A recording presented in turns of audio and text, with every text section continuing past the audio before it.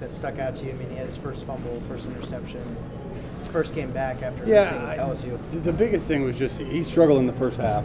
You know, I mean, he missed a couple of reads, was on the wrong people a couple of times in the run game and the pass game, turned the wrong way one time. He was rusty early, you know, and then second half he did a good job. He was obviously pressing when you're down and having to throw as much as we had to.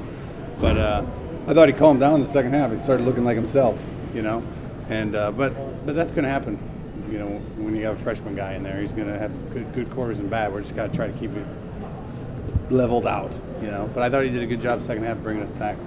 Do you think any of that early shakiness had to do with the hit he took against Central Michigan? Was just him being a freshman? No, yeah, it's hard.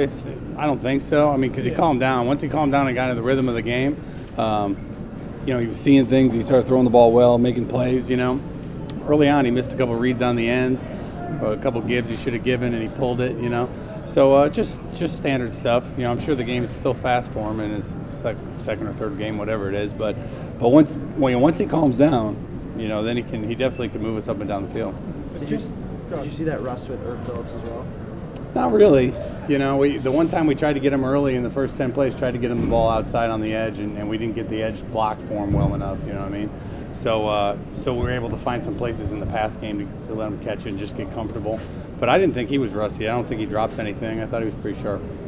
Seemed like their defensive line gave you a little bit of trouble. One of their ends generated pretty consistent pressure. Yeah, they were a good team. I mean, defensively, that was the one thing coming in. You know, they have big guys up front. You know what I mean? And they played against some really good offenses and slowed everybody down.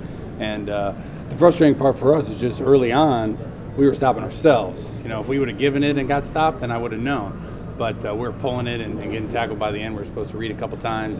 And like I said, one play he just turned the opposite direction and was reading nobody, handed the ball. And I think that was the second play of the game. So, you know, and then second half we were on the same play and he read it right and he got 8-9 yards on it. So, you know, there's going to be jitters, you know, with him. And but we knew who we were going up against, that they were going to be tough, and they were. Did you see anything specific to him in the third quarter, when it just seemed like everything was right? No, really. I mean, we made a couple adjustments in where we were attacking them, you know, but the pass game that we called was the same. You know, he was just, you know, we just had to continue at it, you know, and I was happy with the way they came out. You know, they came out and we were moving the ball and you know, it's pretty much the same game plan. A couple little adjustments, but nothing earth-shattering. You know, we just needed to calm down and play, you know, and they did. I think I counted 3 touches for Phillips, Ishmael, and Brisley in the first half. Did you have to make a concert effort to get them? Yeah, I mean the issue. I don't know how many plays we ran in the first half. I think we ran 27. Yeah, it wasn't a lot, unfortunately. You know, so we were playing behind the 8 ball a lot. You know, due to our own doing.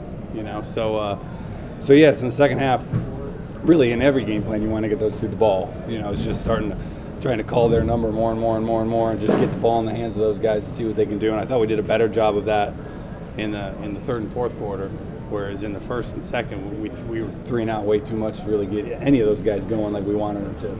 What did Jacob Hill do to get in the package? And you know, he had like at least 4 or 5 snaps, right? Yeah, you know, he's always a dynamic kid. You know, when we put a reverse in, you know, with a running back reverse, and there's no better guy to do it than him as far as pure speed. So once that became a role for him, you know, there's so many talented guys. You're just trying to figure out how to get him in a rhythm, but how to use everybody at the same time. So that was a way for us to get him on the field and give him some opportunities to do. He almost made a great catch on the sideline. That would have been awesome.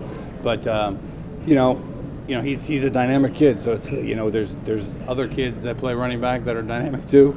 So you know, we got to try to find ways to use the talent we have, and that was a little thing for him.